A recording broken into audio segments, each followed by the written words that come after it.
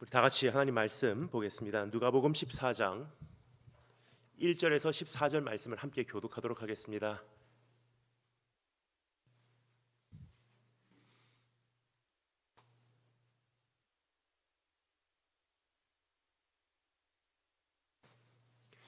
누가복음 14장 1절에서 14절 함께 교독할 때 1절 말씀을 제가 먼저 읽겠습니다. 안식일에 예수께서 한 바리새인 지도자의 집에 떡 잡수시러 들어가시니 그들이 엿보고 있더라.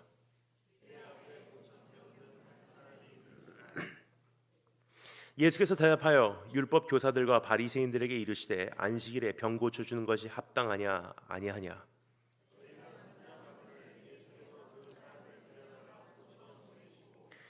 또 그들에게 이르시되 너희 중에 누가 그 아들이나 소가 운물에 빠졌으면 안식일에라도 곧 끌어내지 않겠느냐 하시니 청함을 받은 사람들은 높은 자리 택함을 보시고 그들에게 비유로 말씀하여 이르시되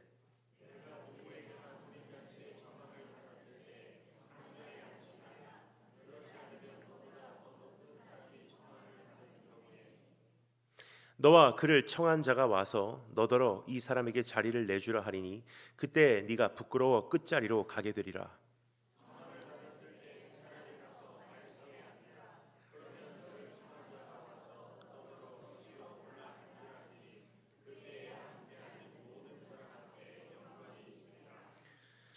무릇 자기를 높이는 자는 낮아지고 자기를 낮추는 자는 높아지리라.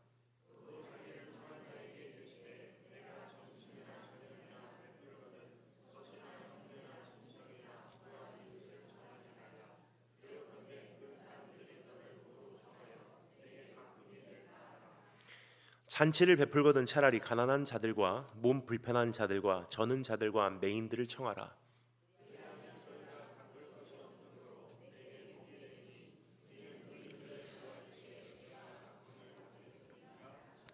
아멘. 기도하겠습니다. 주님 감사합니다. 오늘 이 오후에도 주의 음성 듣기 위하여 이 자리를 향한 그 발걸음 한 사람 한 사람을 주님께서 기억해 주기를 소망합니다.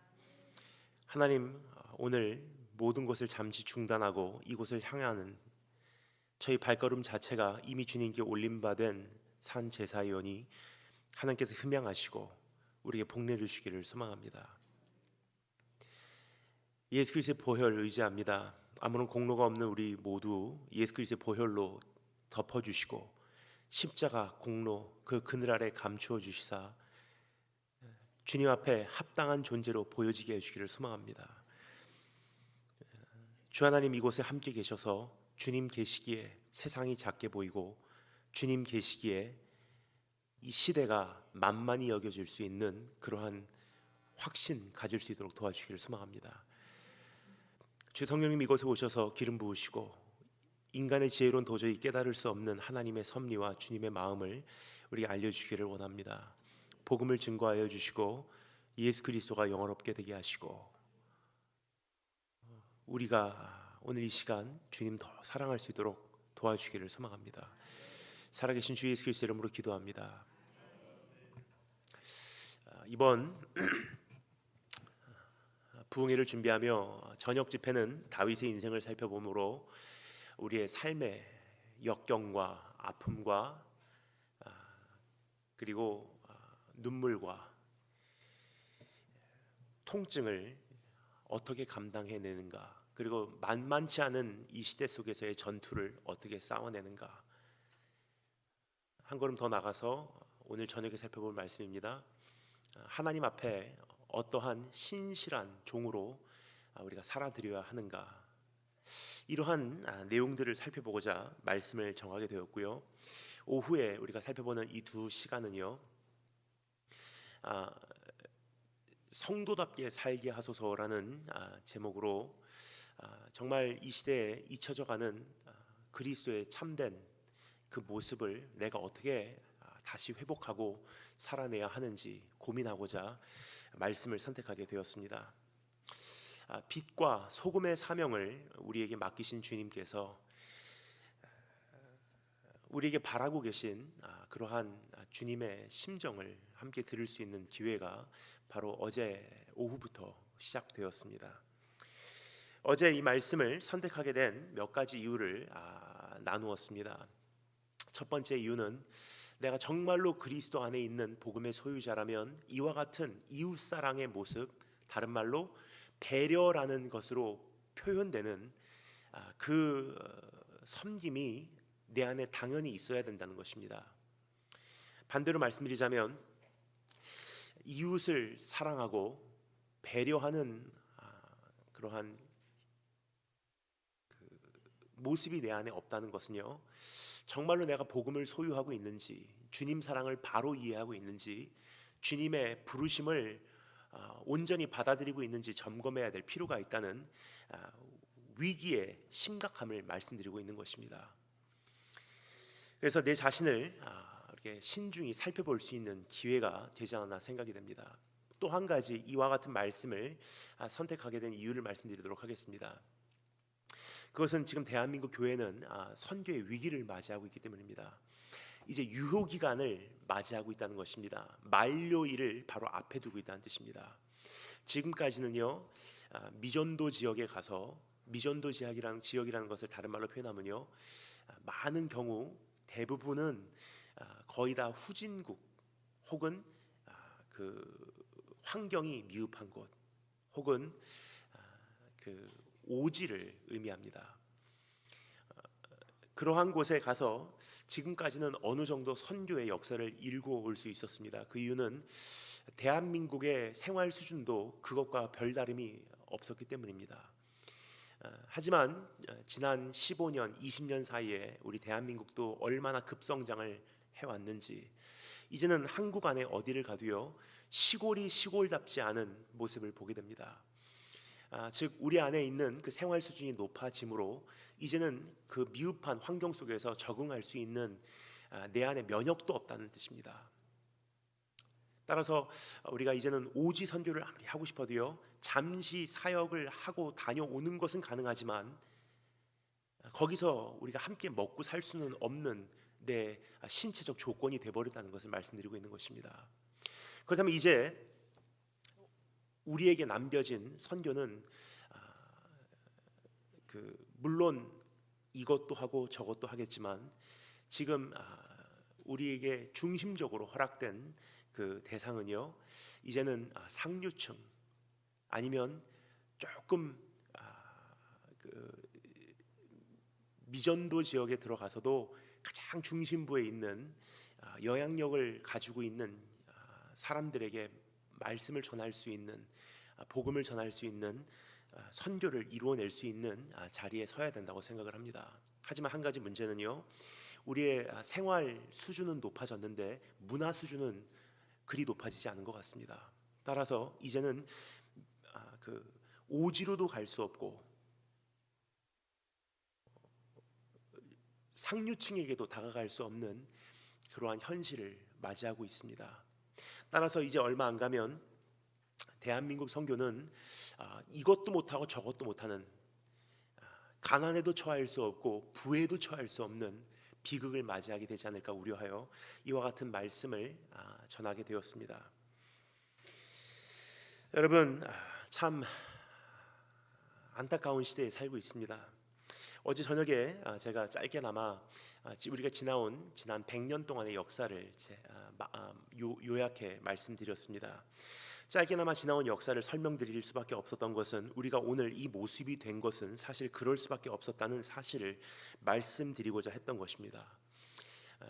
참 먹고 살기 힘들었던 시대, 그래서 부모님 두 분 다 일터로 나가지 않으면 안 됐던 현실, 그 안에서 혼자 자랄 수밖에 없었던 세대, 그들이 나중에 결혼하고 아이를 낳고 나니 부모로서 어떠한 역할을 하여야 마땅한지, 우리의 자녀들은 어떠한 모습으로 키워야 하는지 마땅한지, 이 자체도 정리되지 않은 채 결혼을 하고 지금 가정을 일구어내고 있는 것을 바라볼 때, 오늘 우리 청소년들의 현실이 사실 한편 제 마음 가운데는 짠한 마음도 있지만, 이제는 이들을 어떻게 하나님 앞에서 바로 잡아야 할까 하는 부담도 있다는 것을 말씀드리고 있는 것입니다. 여러분, 이제는 돌아가야만 하는, 되찾아야만 하는, 그리고 재건해야만 하는 우리의 귀한 모습들이 있지 않나 생각이 됩니다. 사실 우리나라 아주 오래전에 일본 사람들을 향해서 정말 죄송합니다, 이런 단어를 사용해서 쪽발이라고 불렀던 이유가 있어요. 그때만 해도요, 우리나라는 그만한 문화 수준이었기 때문이에요. 오히려 일본이 그만한 문화 수준을 쫓아오지 못했었다는 것입니다. 그래서 우리나라 양반들 입장에서 바라볼 때는요, 일본이라는 나라는요 참 천했었어요. 하지만 솔직히 지금은요 다른 것 같습니다. 지금은 우리가 일본 문화 수준에 거의 10분의 1도 못 쫓아가는 것이 우리 현실이 아닌가 생각이 됩니다. 어제 목사님과도 잠시 말씀을 나누었는데, 일본 문화가 정석은 아닙니다. 세계 어느 나라 가도요, 일본 문화와 똑같은 문화는 없어요. 하지만 한 가지 분명한 것은요, 일본 사람들을 싫어하는 사람들은 없어요. 물론 역사적 배경에서 반일 감정은 있을 수 있어도요, 문화적인 차원에서 싫어하는 사람들은 거의 없습니다. 왜요? 적어도 남에게 폐를 끼치는 문화는 아니기 때문에.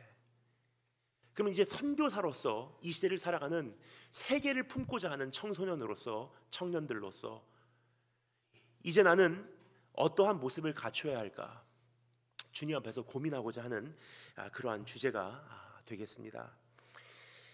그래서 어제 첫 번째 시간, 그리스도의 성품과 그리스도의 마음을 우리가 함께 빌립보서 2장 말씀을 통해서 생각해 보았습니다. 오늘 이 시간에는요, 예수님의 매너를 한번 조금 분석해보고 지켜볼 수 있는 시간이 되었으면 좋겠습니다. 만찬을 멈추게 한 매너입니다. 참 훌륭한 매너로서 그 만찬을 잠시 중단시킨 그러한 장면을 목격해 보고자 합니다. 주님께서는 바리새인 지도자의 집으로 만찬에 초대되어 가시게 됩니다. 목수의 아들이 종교 지도자들의 식탁에 앉게 된 것입니다.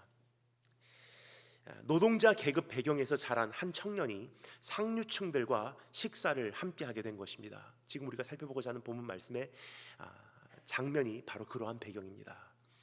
어제 잠시 말씀을 드렸습니다만, 땅끝 선교하겠다고 하는 중국 사역자들과 함께 저희가 실크로드를 타고 중국 서부로 이동을 한 적이 있습니다. 중국 서부, 정확하게 말씀드리면 중국 중부에서부터 조금 남쪽으로 간 시닝이라고 하는 곳에서 참 성공적인 사업가와 함께 식사의 자리를 맞이한 적이 있습니다. 그때 갔을 때 그렇게까지 중국 선교와 열방 복음화를 외쳤던 중국 사역자들이요, 그 엄청난 사업가와 화려한 그 식탁 앞에서 한마디도 못하고 그냥 밥만 먹고, 밥이 소화가 됐으면 그래도 다행이에요, 떠났던 그러한 기억이 지금까지도 전 생생하게 남아 있습니다. 상당히 긴장될 수밖에 없었던 현장입니다. 그러한 자리가 아니었나 생각이 됩니다. 그 시대에 가장 훌륭했던 바리새인들, 종교 지도자들과 예수님께서 함께 식탁을 맞이한 것입니다. 예수님은요, 사회적으로는 그렇게 대단한 인물이 아니었어요. 목수의 아들이었고요, 그리고 그냥 그 서민의 자녀였기 때문이에요. 근데 그러한 그 신분의 예수님께서요, 사실 바리새인들과 그 식탁에 앉으면요, 긴장을 할 수밖에 없는 상황이었을 것입니다. 하지만 우리 주님께서는요, 오히려 그 식탁의 자리를 주님이 빛내시고, 주님께서 주도하시고, 주님께서 그들에게 교훈하시는 것을 오늘 이 말씀을 통해서 우리가 잠시 찾아보고자 합니다. 그러한 식탁의 자리 그 자체가 이미 긴장되고 위축될 수밖에 없었던 현장인 것도 부족해서 그 상류층 사람들은 끼리끼리 모여 앉아 예수라는 이 나사렛 촌놈을 엿보고 있었습니다. 그래서 성경이 말하죠, 사람들이 예수님에 대해서 여러 가지 이야기를 하고 엿보고 있었다고 성경 기록하고 있어요. 그런데 너무나 놀라운 방향으로 이날 저녁 만찬의 분위기는 흘러가기 시작합니다. 그 식탁의 분위기를 주도하는 인물은 더 이상 그들이 아니라 그들이 엿보고 있었던 예수라는 나사렛 촌사람이었다는 사실입니다. 그 식탁의 주인이 바뀐 셈입니다. 예수님의 하나하나의 행동과 한마디 한마디의 말씀이 그들의 만찬을 멈추게 한 것입니다. 그래서 오늘 이 시간 여러분과 제가 이 말씀을 맞이하며 한 가지 질문을 하기를 원합니다. 그 만찬을 멈추게 한 주님의 행동과 말씀은 도대체 어디에서 말미암는가라는 질문입니다. 저는 어제도 말씀드렸지만 이러한 꿈을 꿉니다. 여기 있는 청소년들이요, 언젠가 참 화려한 식탁에 앉아서 복음 증거할 날이 올 것이고요, 여기에 있는 우리 어린 아이들이요, 오늘 이 식탁에서 복음으로 승부 보지 않으면 안 되는 그러한 자리에 앉게 될 것을 저는 꿈을 꿉니다. 얼굴은 미소 짓고 여유롭게 대화는 하지만 지성과 영성 안에서는 이 사람에게 어떻게 복음을 전할까 신중하게 생각하며 그 작전대로 하나님을 의지하여 그 만찬이 이루어지는 그 긴장이 맴도는 그러한 자리에 앉게 될 것입니다. 참 흥미진진한 그러한 식탁이 아닌가 생각이 됩니다.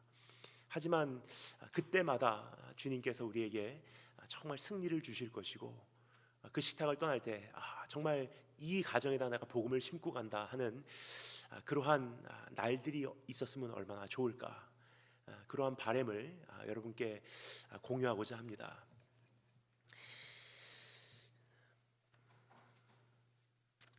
오늘 이 말씀에 보면요, 사회 계급과 지위와 부와 명예와 문화와 배경과 국경성과 민족성을 초월하는 행동과 언어의 길잡이가 되는 틀이 우리에게 보여지고 있습니다. 이것이 예수님께서 우리에게 보이신 하나의 모습이기 때문입니다.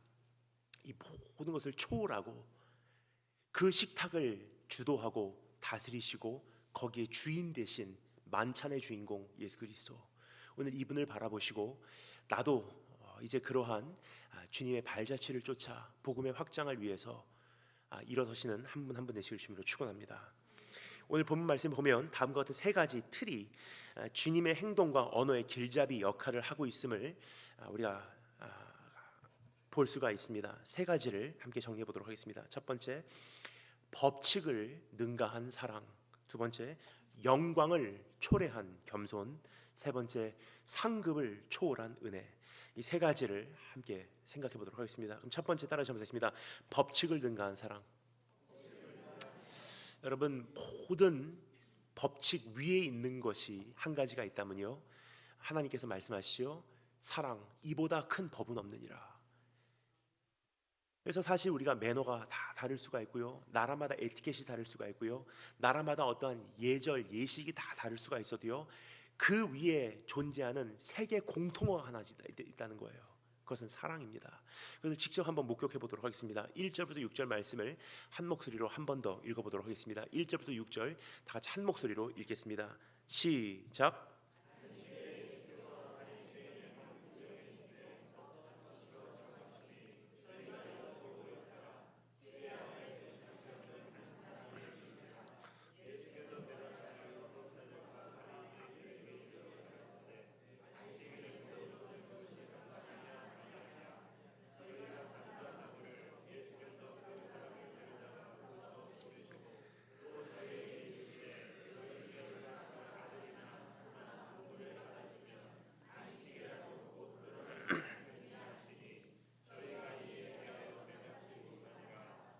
아멘.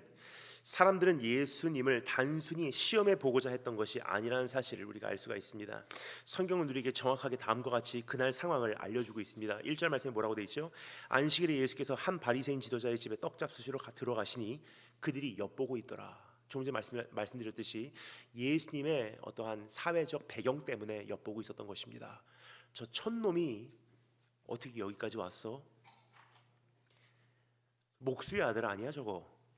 근데 어떻게 종교 지도자들 사이에 지금 앉아서 식사를 하고 있지? 우습게 여기고 있었다는 뜻입니다. 내려보고 있었다는 것입니다. 낮춰보고 있었다는 뜻입니다. 천하게 보고 있었다는 뜻입니다. 그러나 또 한 가지 의미가 있습니다. 지켜보고 있었다는 뜻입니다. 함정에 빠지기를 바라고 있었다는 뜻입니다. 왜냐면요, 그 만찬의 현장에 그 수종병 환자 한 명이 들어왔기 때문입니다. 우리가 생각하는 만찬과 그 당시 유대인의 만찬에 조금 차이가 있습니다. 우리가 생각하는 만찬은 무엇입니까? 그냥 딱 한정된 공간에서 문 닫아놓고 그냥 우리끼리 식사하는 것을 예상을 합니다. 근데 고대 시대의 유대인 만찬은요, 집 마당에서 펼쳐지는 만찬인 거로 누구든지 들어올 수가 있었어요. 초청받은 사람들만 식탁에 앉죠. 일단은 집 안으로 입장은 거의 누구든지 원한다면 들어올 수 있었다는 것입니다. 근데 하도 거기서 시끌벅적하게 만찬 소리로 떠들고 있었던지라 그 주변에 있었던 수종병자 한 사람이 혹시나 먹을 것이 있나 하고 들어오지 않았나 생각이 됩니다. 그러한 수종병자가 들어오는 것을 그 바리새인들이 지켜보다가 이제 예수님을 바라본 거예요. 그날이 안식일인데 저 수종병 환자를 이 예수라는 사람은 어떻게 대하는가를 지켜보고 있었던 것입니다. 함정에 빠지기를 기다리고 있었던 것입니다. 안식일임에도 불구하고 이가 강조하는 사랑으로 저 사람을 치유를 하나 안 하나, 사랑하기 때문에 치유하면 함정에 빠지게 되는 것이고, 안식일인데도 불구하고 안식일이기 때문에 사랑하는데도 불구하고 치유를 안 하면 그 사랑에 어긋나는 행위이기 때문이에요. 쭉 지켜보고 있었어요. 안식일의 법칙이 주님의 행동과 언어를 좌우하지 않는 것을 오늘 이 말씀에서 보게 됩니다. 한 영혼을 향한 사랑이 주님을 주도했다는 것을 오늘 이 말씀을 통해서 우리가 목격할 수가 있습니다. 안식일인데도 불구하고 주님께서 어떻게 하십니까? 결국은 그 수종병 환자를요 고쳐서 다시 돌려보내세요. 여러분, 어제 말씀드린 내용을 기억하시는지요? 각 나라와 문화 그리고 각 그 민족마다 에티켓과 매너의 차이는 있습니다. 그러나 결국 사랑은 세계 공통화라는 사실을 오늘 이 시간 이 말씀을 통해서 우리가 생각할 수 있지 않을까 생각이 됩니다. 주님께서 우선 삼으신 것은요, 어떠한 종교적 예식도 아니고 어떤 문화적 배경도 아니고 사람들이 나에 대해서 어떻게 생각하나가 아니에요. 가장 우선적으로 생각하신 것, 그보다 가장 위에 주님께서 순위를 두시고 그것을 집행하신 것은요, 사랑이었다는 사실을 볼 수가 있습니다. 모든 것을 능가한 사랑.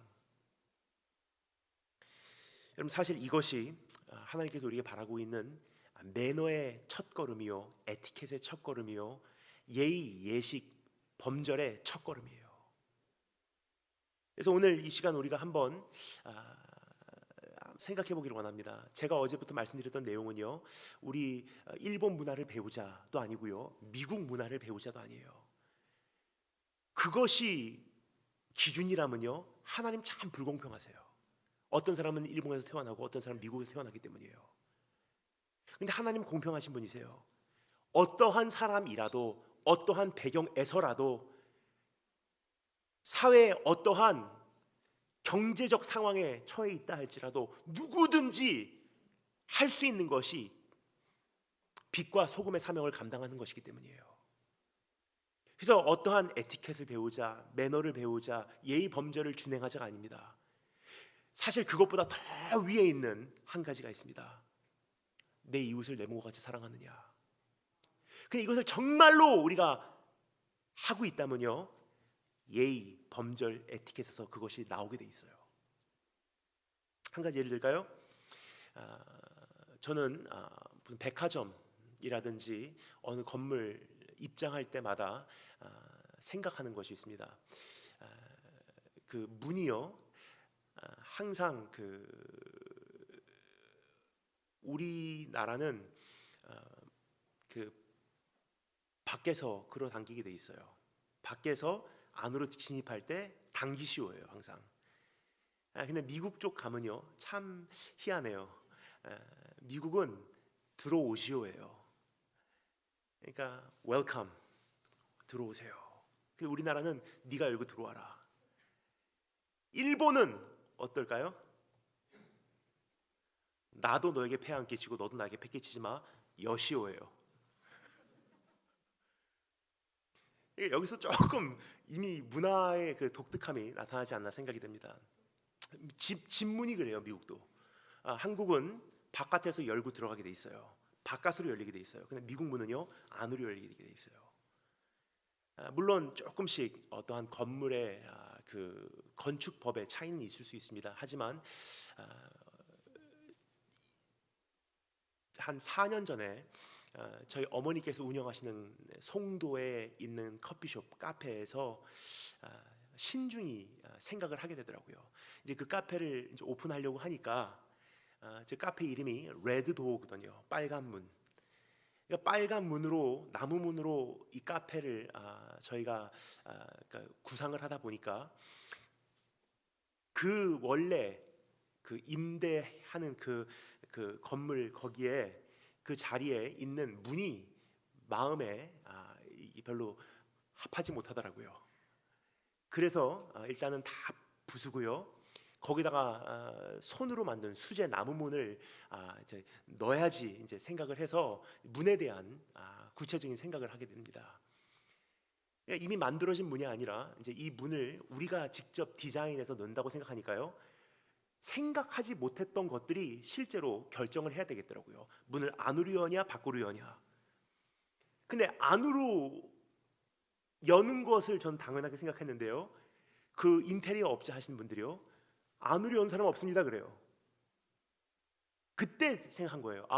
이거는 의도적으로 다 바깥에서 당기게 돼 있지 안에서 열어주게 돼 있지 않다는 거예요.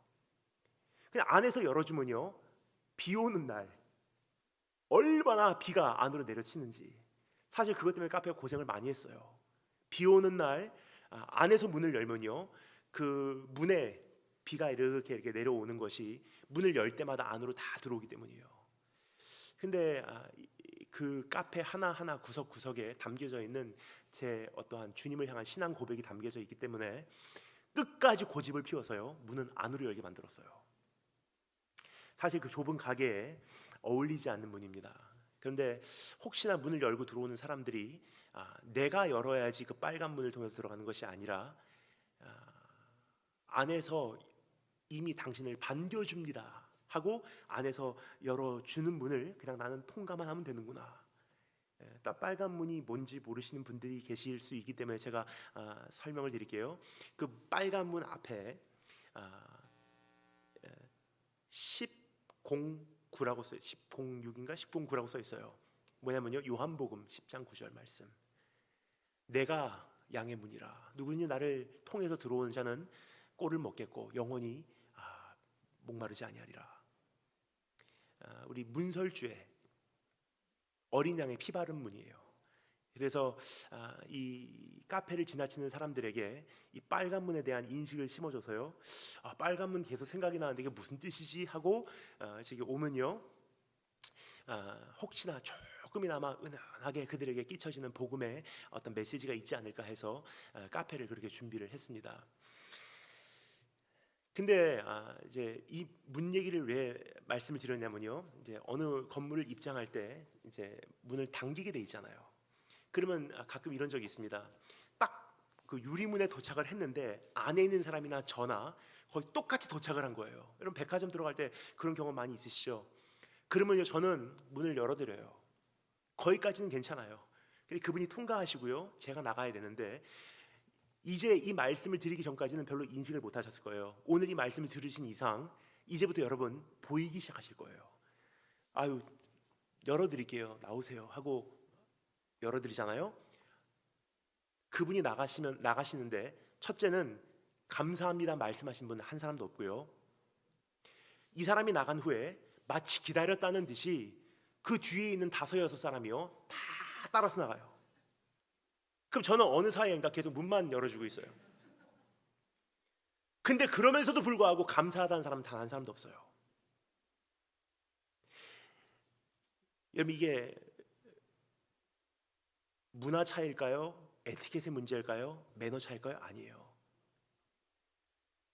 이웃 사랑에 대한 배려가 전혀 없는 우리의 모습의 문제지, 이것은 어떠한 한국의 문제다, 일본의 문제다가 아니라는 거예요. 또 한 가지 예를 들겠습니다. 우리가 그 인사하는 것만 봐도, 조금 전에 인사 말씀드렸기 때문에 인사하는 것만 봐도 조금 알 수 있어요. 그 인사 여러분 정말 잘하고 계십니까? 우리가 아는 사람에게는 그냥 안녕하세요, 너무 감사합니다, 그거는 우리가 예의상 그것까지 안 하면 이거는 사회에서 용납을 받을 수 없기 때문에 거기까지는 해요. 왜요? 내가 먹고 살아야 되니까. 내가 원수를 만들어서는 안 되기 때문에. 근데 그 이상은 안 한다는 거예요. 기억납니다. 아주 오래전에 한국의 그 전가화 목사님이라는 분이 계셨어요. 그분께서 한동안 일으키셨던 운동이 있습니다. 우리 한국 교회에 이런 날이 왔으면 얼마나 좋을까 하며 그분께서 한국 교회를 향해서 일으켰던 운동, 미안실감이라는 운동이었어요. 그게 뭐냐면요, 뭐 특별한 단어는 아닙니다. 미안실감, 미안합니다, 신뢰합니다, 미안합니다, 안녕하세요, 신뢰합니다, 감사합니다. 왜 말에 인색하냐는 거예요. 지나가는 사람들 감사합니다, 문 열어주셔서 감사합니다, 안녕하셨어요, 예 수고하십시오, 실례합니다, 죄송합니다, 먼저 지나가겠습니다. 왜 그 말 안 하냐는 거예요.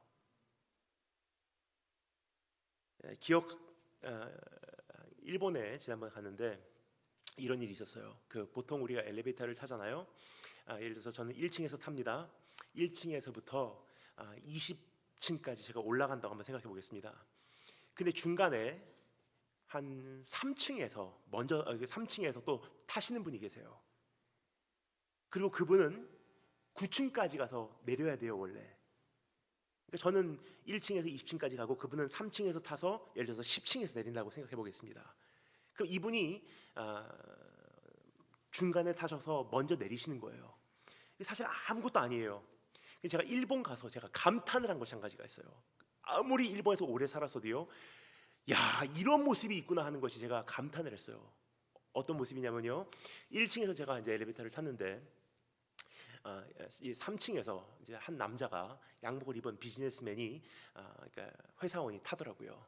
그래서 그냥 고니치와 하고 그냥 엘리베이터 뒤에 이렇게 서 있었어요. 근데 이분이 제가 20층 눌러놨는데 20층까지 그냥 올라가시더라고요. 그래서 그냥 같은 층 가시나 보다 하고서 있었는데 제가 내리려고 하는데 그분이 먼저 내리시래요. 그래서 안 내리세요? 그렇게 하니까 자기는 9층까지 간대요. 그러면 왜 그 20층까지 올라오셨습니까? 여쭤보니까 그분이 하시는 말씀이요, 먼저 타셨기 때문에 먼저 내리시고 중간에 서서는 2번 패기치는 게 아니냐. 내가 타기 위해서 한 번 서야 됐고 그 다음에 내가 내리기 위해서 또 한 번 쓰면은 당신께서 20층까지 올라가야 되는데 2번씩이나 내가 서게 하니까 일단 20층까지 올라갔다가 자기 내려가겠다는 거예요. 이게 일본 사람들인데 중요한 것은요, 크리스찬이 그것보다 못하냐는 질문이에요.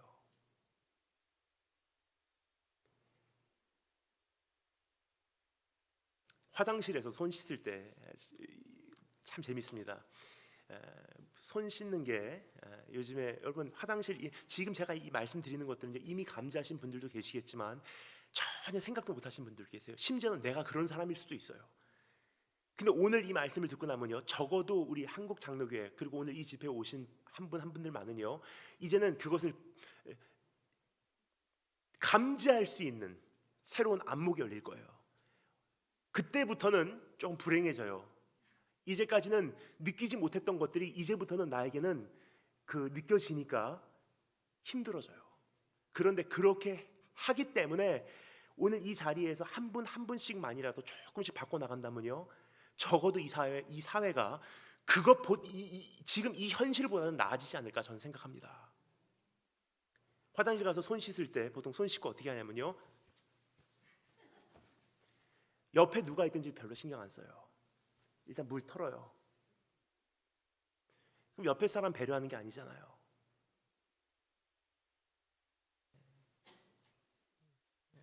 지하철 탈 때 어떻습니까? 참 하루 종일 얘기를 해도요, 정말 우리가 이제는 신중하게 생각할 때가 되지 않았나 생각이 돼요. 지하철 탈 때 예를 들어서 인천 1호선 타보신 적 있으신지요? 전 자주 그것을 타고 이동을 합니다. 계양구에서 예를 들어서 계양역에서 지하철 첫 번째 정거장에서 탑승을 해요. 그리고 저는 인천 테크노파크라고 하는 곳까지 그냥 한 50분 정도 쭉 타고 가요. 근데 계양역에서 탈 때는요, 사람이 한 명도 없어요. 근데 한 두세 정거장 가면요, 규련역까지 가면 딱 타고 있으면요, 꽉 찹니다. 그럼 옆자리까지 꽉 차 있는 거예요. 근데 중요한 것은 부평역 지나고 인천 시청역 딱 지나면요, 거의 다 내려요. 근데 가끔 저는 가장 구석자리에 앉아 있는데 가끔 바로 옆자리에 앉아 계신 분은 안 내리고 다 내렸는데 끝까지 앉아 있는 거예요. 가끔 이런 생각을 해요. 사람이 한 명도 없으면요, 옆 사람 배려를 해줘서 나도 한 자리 옮겨주는 게 당연한 게 아닌가. 내가 뭐가 이 사람이 이렇게 좋다고 테크노파크역 도착할 때까지 완전히 열렸는데 그냥 핸드폰 가지고 영화 보고 있어, 아니면 그 게임하고 있어요. 지금 무슨 말씀을 드리고자 하는 거냐면요, 아무 생각이 없이 사람들이 지낸다는 거예요. 배려에 대한 생각도 없고 내 행동에 대한 책임도 없고 아무런 생각이 없어요. 지금 옆 사람이 지금 앉아 있다는 인식을 못하는 것 같아요. 그냥 나는 핸드폰 하기 바쁘니까.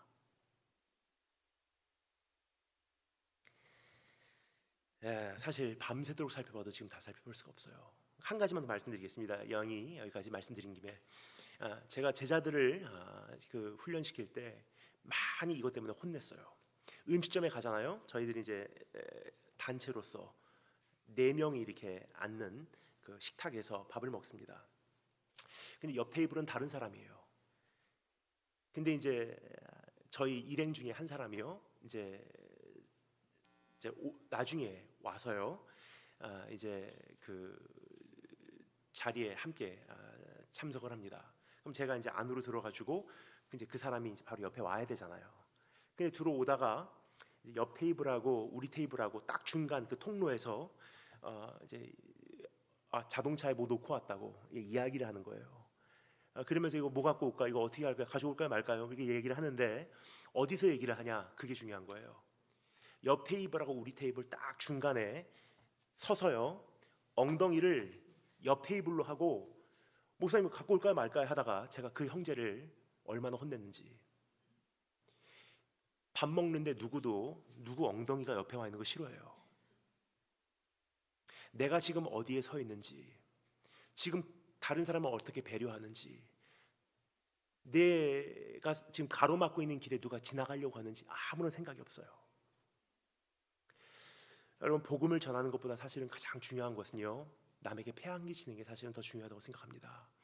제가 일본에서 노방전도를 했다는 말씀을 어떤 분에게 드리니까 그분이요, 이렇게 하시더라고요. 본인도 오늘부터 노방전도를 한다고 하면서 이제 지하철로 가서 말씀을 많이 전했대요. 근데 저는 그거 반대예요. 왜냐면요, 나라의 법도 지키지 못하면서 무슨 하나님 나라의 법도를 전하겠습니까? 제가 노방전도를 했던 것을 잠시 말씀드리도록 하겠습니다. 제가 노방전도를 할 때 중학교 1학년부터 고3까지 거의 5, 6년간 매주 토요일 저녁 7시 하루도 안 빠지고 했을 때 어떻게 했냐면요, 마이크 사용 안 해요. 물론 마이크 사용할 수 있고요, 메가폰 사용할 수 있어요. 근데 그거 사용하면요, 그 건널목에서 기다리시는 분들이 불편을 겪어요. 시끄럽기 때문에. 그럼 내가 외치는 것이 조금 힘들어도요, 육성으로 외치기 위해서 그분들이 놀라지 않도록 육성으로 말하는 거예요. 그리고 그분들이 지나가는 길목은 절대 막지 않아요. 가장 구석에 서서요, 전도지 조심조심 나눠드립니다. 내가 전도하는 걸 중요하기 때문에 가운데 서서 이 사람에게 주고 저 사람에게 주고 그건 안 한들 못해요. 가장 구석에 서서 지나가는 사람들이 방해되지 않도록 오네가이시마스, 오네가이시마스, 오네가이시마스. 그리고 제가 노방전도 했던 곳이요, 일본의 가장 중심가 덴진이라는 곳인데 이렇게 서울역도 그렇죠. 그 콘코스가 있어요. 이제 이쪽 거리에서 저쪽 거리로 가는 이 통로가요, 그 지붕만 있죠. 이제 뚫려 있는 통로예요. 그래서 두 백화점 안에 지붕만 이렇게 가려진 큰 통로입니다. 거기 사람들이 이제 와서 기다리는 장소, 거기서 이제 약속 장소, 비가 오면 잠시 깃들이는 장소예요. 그런데 이제 저희가 이제 노방전도를 할 때 저나 여동생이나 거기서 이제 전도지를 전할 때 일본 후쿠오카가 비가 많이 오잖아요. 막 비가 내립니다. 그런데 저희가요 전도지를 뿌릴 때 비를 피하려고 그 지붕 밑으로 들어가면요 다른 사람 진영으로 저희가 진입을 한 거예요. 그러면 그 사람들에게 불편을 줍니다. 그러면 전도를 하는 것은 내 책임이지 이 사람들의 선택이 아니에요.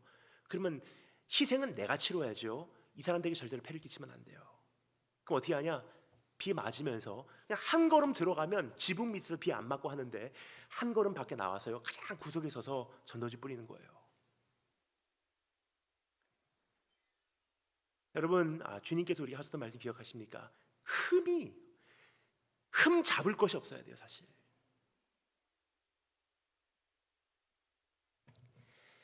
여러분, 사실 밤새도록 살펴보아도 우리가 다 살펴볼 수 없습니다. 하지만 중요한 것은요, 가장 중요한 것은 다 살펴볼 필요가 없는 것은 사실 내 안에 이웃 사랑만 있으면 이것이 자연스럽게 나타나게 돼 있어요. 정말로 배려하기 시작한다면요, 누가 시키지 않아도 어떤 교육을 받지 않아도요 문 먼저 열어주게 돼 있고요, 에스컬레이터 탈 때 먼저 올라가라고 하고요, 똑같은 길을 갈 때 내가 피해주게 돼 있고요, 자리 양보하게 돼 있고요. 근데 문제는 지금 어떤 매너와 에티켓 문제보다도 이웃사랑에 대한 그런 마음도 없고 배려도 없고 남을 나보다 낫게 한다는 그 생각도 없고 목적지까지 가기 바쁘고. 오늘 이 말씀을 준비하며 이제 아까 이제 얼핏 이런 생각이 나더라고요. 어제 저녁 설교에서 여러분께서 한 가지 오해하셨으면 큰일 났다 하는 생각을 그렇게 하게 됐어요. 제가 항상 그 지난 13년간 비행기를 타고 이동을 하다 보니 먼저 가서 탑승해야 되고 먼저 가서 짐을 올려야 되고 그 말씀을 어제 드린 바 되었습니다. 그런데 어떤 분들이 이렇게 생각하실까 제가 좀 걱정이 되더라고요. 아침에 그러면 단일기 목사님도 새치기 했다. 먼저 가려고 얼마나 사람들을 밀치고 달려갔을까. 근데 제가 어제 먼저 갔다는 것은요 새치기 하지 않고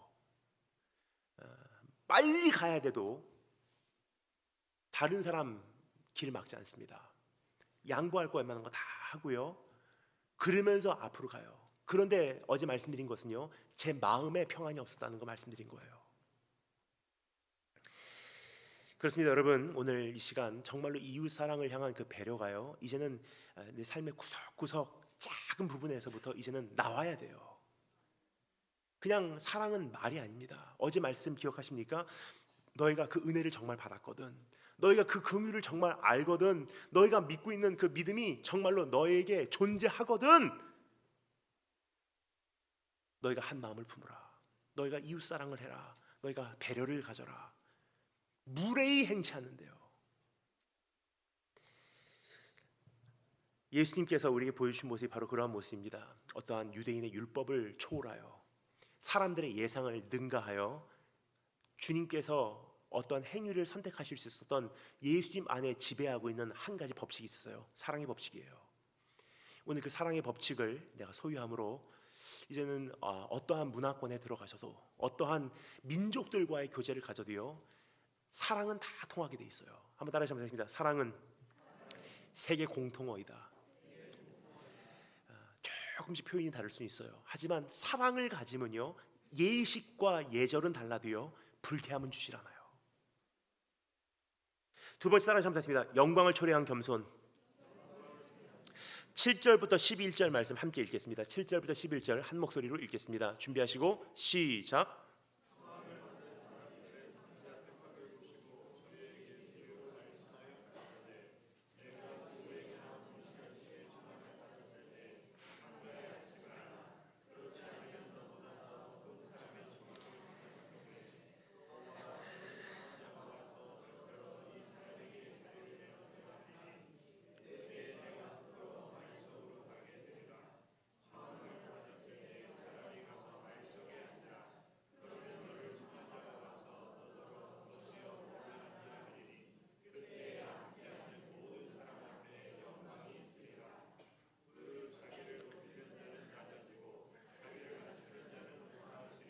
아멘.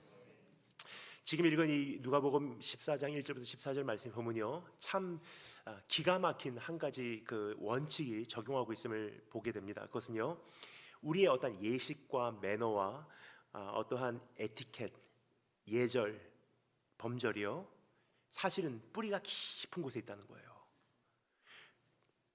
반대로 말씀드리자면요, 그 뿌리가 정말로 있다면요, 이와 같은 모습이 반드시 있어야만 한다. 그러니까 주님께서 우리에게 말씀하시는 것은 어떤 도덕적인 것만도 아니고 어떠한 영적인 것만도 아니라는 거예요. 이 두 가지가 같이 가고 있습니다. 따라서 오늘 우리가 신앙을 소유한다는 것은요, 이 두 가지가 동시에 존재하지 않으면요, 뭔가가 건강하지 못한 거예요. 근데 우리가 보통 예수님을 사랑합니다, 우리가 주님을 따르겠습니다, 우리가 구원받은 자로서 거듭난 자로서 살아가겠습니다 이야기를 하면요, 그것과 내 어떠한 행위는 별도 문제라고 생각을 해요. 분명히 말씀드리겠습니다. 행위로 구원받는 것은 아니지만 구원받은 사람은 행위가 반드시 있어요. 여러분, 이것이 과정의 차이지 행위가 필요 없다는 것은 절대로 기독교가 아니에요. 오히려 주님께서 뭐라고 말씀하시죠? 너희의 의가 바리새인과 율법 지도자들보다도 더 낫지 않으면 하나님 나라에 들어갈 수 없대요. 그게 주님의 기준이에요. 왜 우리의 행위가 더 의로워야 하냐? 받은 은혜가 더 크기 때문이에요.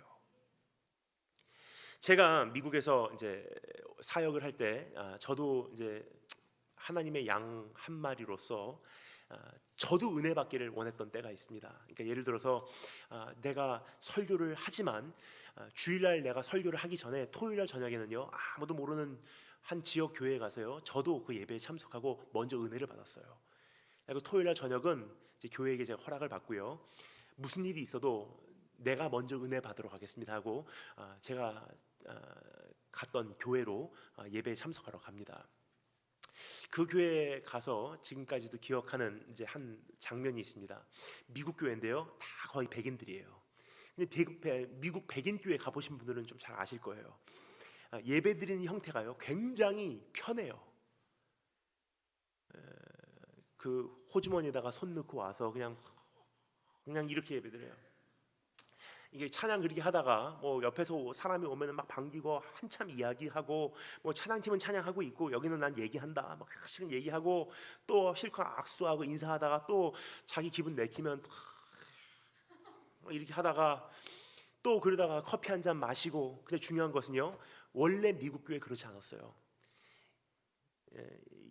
교회 많은 틀들이 무너지면서 되어먹지 못한 그러한 예배를 우리가 그 미국이 형성을 했는데요, 안타까운 것은 한국 교회가 그 모습을 너무나 잘못 본받기 시작했다는 거예요. 예배는 중심이 중요해. 형태가 아니야. 예배는 중심이 중요해. 중요한 것은요, 맞긴 합니다. 예배는 형태가 아니라 중심이 중요합니다. 하지만 중요한 것은요, 우리나라는 지금 형태도 없지만 지금 중심도 없어요. 그러니까 청소년 집회 가면 정말 안타까운 것은요, 다 이렇게는 해요. 근데 말씀 시작함과 동시에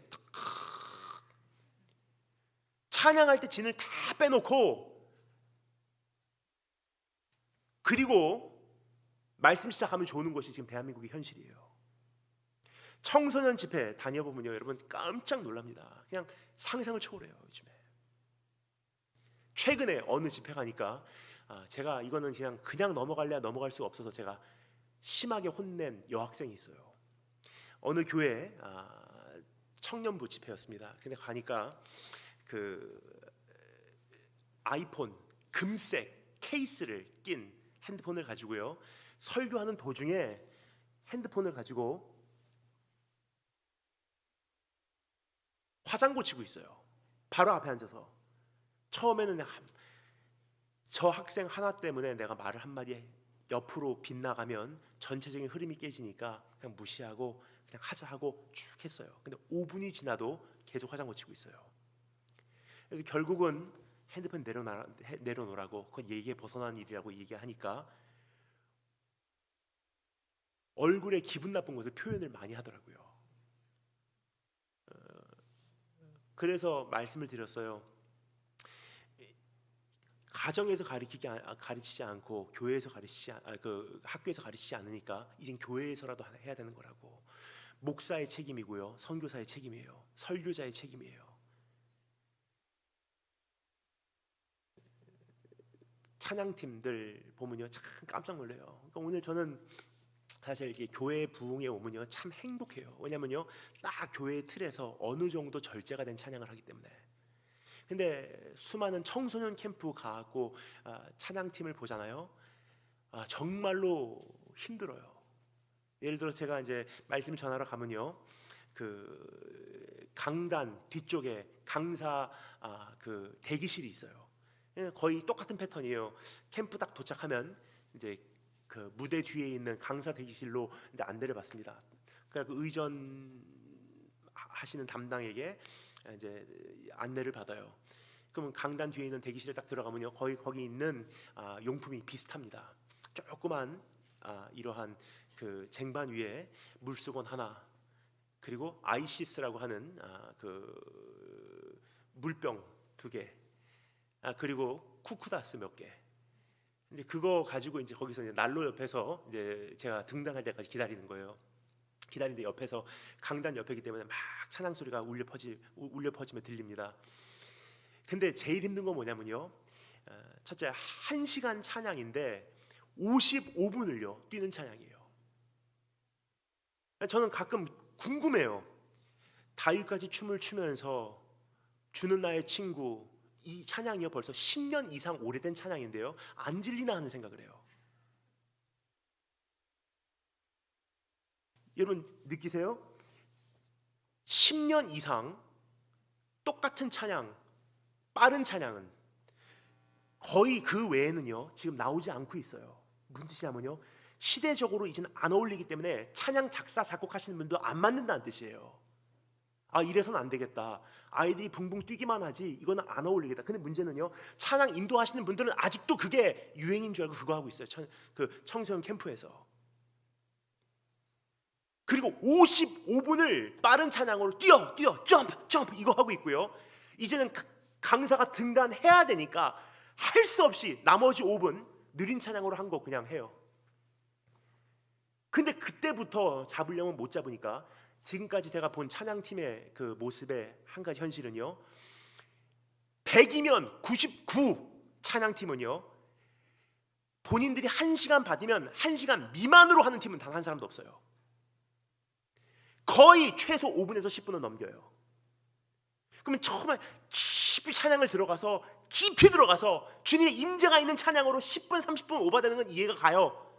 그게 중요한 것은요, 점프 이거 후렴만 한 번 덜 불렀어도 제 시간에 끝날 수 있었던 찬양들이에요. 그렇게 진 다 빼놓고 강사가 올라가면요 아이들 말씀 안 들어요. 참 그게 저에게는 불만이었습니다. 그러나 최근에 조금 이해를 하기 시작한 게 이거예요. 빠른 찬양을 그렇게 부를 수밖에 없는 이유, 정말 조용히 깊이 들어가는 찬양을 5분 이상, 한 곡을 5분 이상 부르지 못하는 이유 말씀드릴게요. 영성이 없는 거예요. 부르고 싶어도 못 부르는 거예요. 그 이유는요, 기억하세요 여러분? 딱 15년 전에 찬미예수 400 가지고 우리가 찬양할 때요, 지금 생각하면 정말 아무것도 아닌 가사, 그렇죠? 예수 그 이름 나는 말할 수 없네, 그 찬양 부르면서 얼마나 많이 울었는지. 그 곡을요 부르고 또 부르고 또 부르고 10번 이상을 부르면서 울었어요. 예수 그 이름 내 입으로는 말할 수 없네, 그 비밀에 감춰진 그 이름 부르면서 얼마나 많이 울었는데 깊이 들어가요. 한 곡을 가지고 30분을 불렀어요. 근데 지금의 문제는요, 빠른 찬양을 제가 보니까 하고 싶어서 하는 게 아니더라고요.